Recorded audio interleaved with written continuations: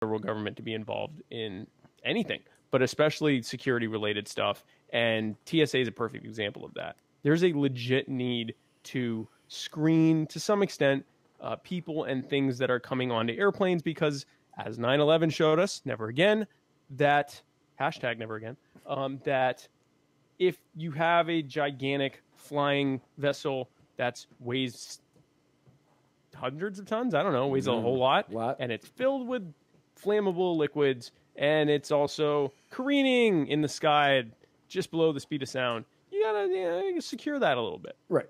And the federal government's answer to that is, okay, we're going to take a bunch of police academy rejects and we're going to give them sweeping abilities to victimize you every time you try to get onto a plane. And also you got to take your shoes off.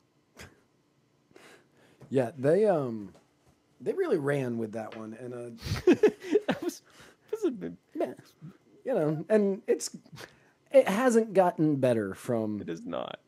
From the time that they enacted that in late 2001 to now, some would argue it's only gotten worse. Oh, it's definitely gotten worse. Because now you have to take your shoes off because one guy put matches in his shoes or something. I don't really remember. It's only gotten more draconian, and with every Freedom of Information Act request where they have to release showing that they've not stopped anyone, no, they have not successfully stopped a single terrorist attack. Right. Nothing, no one has tried this. And what they have done is made life harder for 100% of people getting on airplanes, which is hundreds of millions of people a year. And they've stopped a lot of like victimless stuff, like, you know, someone carrying weed in his pocket or, you know, stuff, or, you know, someone who has, I don't know. Even worse than that. Like there's that meme that's going around where it's like, 6 months ago, I don't care if your grandmother made you that soup and told you to take it home with you, throw it away. Now they want our sympathy. Like, oh yeah, no, that like they're people even who less so than the FBI. Am I likely to give a TSA agent sympathy right now? Right. Like zero. You know what, you schmucks, what you did? Now I'm calling people schmucks. You are serious now. It's getting real serious up in here. It's getting out of hand now. We might get shut down soon, guys. Sorry.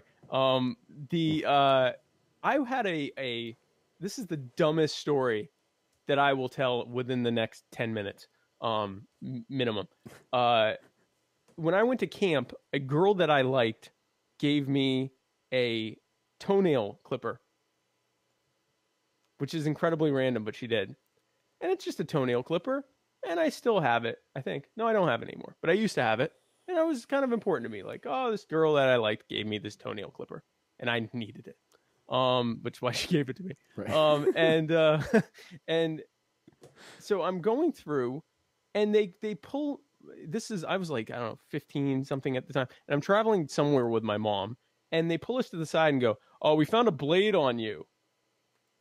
And we both look at each other, you know, we're not blade carriers. And I said, "That's not pot." And so they pull out this toenail clipper, and they go, "It's got a blade that comes out."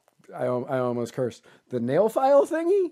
It's the thing that you put under. I didn't even know what it was. It was the guy that told me. So just to show how stupid this was, this TSA agent said, I don't even know what that is. He said, it's the part you put up under your toenail to get the toe jam out. And I said, okay. And he said, so we gotta destroy this thing. Or we gotta take it from you.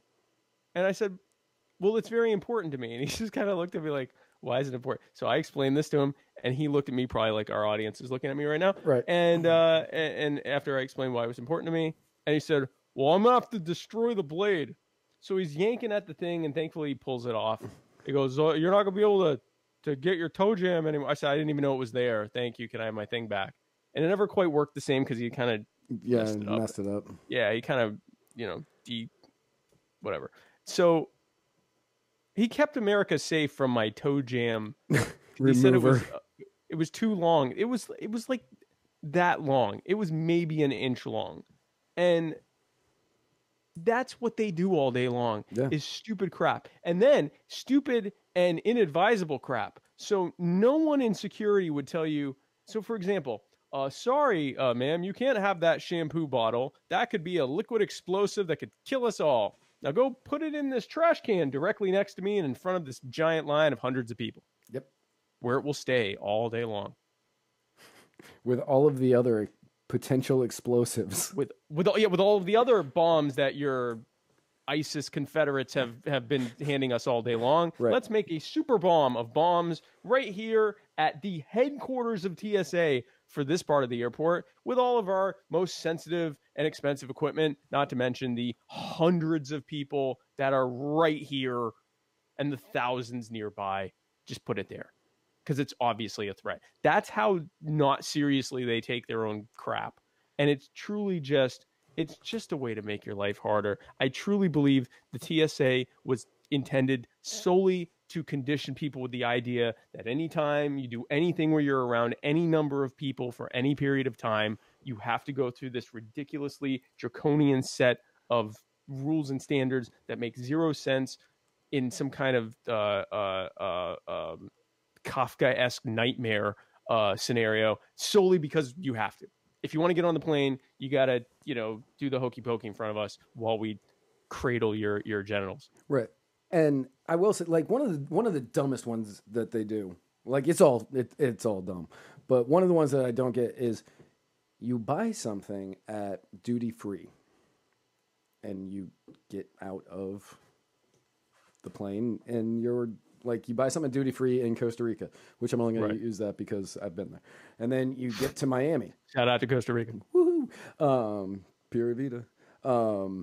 But you get to Miami and you come back, you go through customs and they're like, okay, yeah, you're fine. You can go through. And you're like, great. And then you got to go back through security and whatever you bought at duty free, you have to throw away because you can't bring it through security, even though you bought it at an airport. You bought it at the airport. And that's where real heroes step up. And if I still drank... you who bought this thing that has already been cleared by some form of security. Right. You purchased this in the airport, so we know it's fine. In the green zone. I'm choosing to call it at the moment. In the secure area. You have to now give that up because we said so to that. And just to one of our commenters, Nicole Beard, who said, you blade carrier, you damn right. I'm a thug and I don't care who knows. She said, you can carry matches on flights, which never made sense to me. So you can't have shampoo. Your shampoo bomb, Adam says, chug the whole bottle. Yes. Yep. That's where I was getting. It's chug that shampoo. Once look them in the eye when you do it. And just let them know. When you buy it at duty free and they're like, sorry, you have to get rid of that.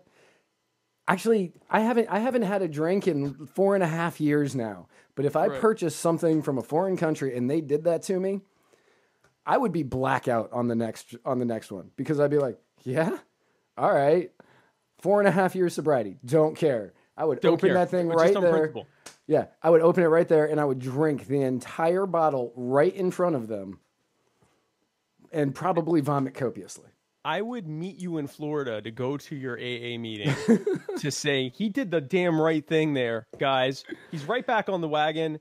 That was a blow for freedom. Yes. So, and I'd start the applause. Yeah. And I dare anyone not to join me.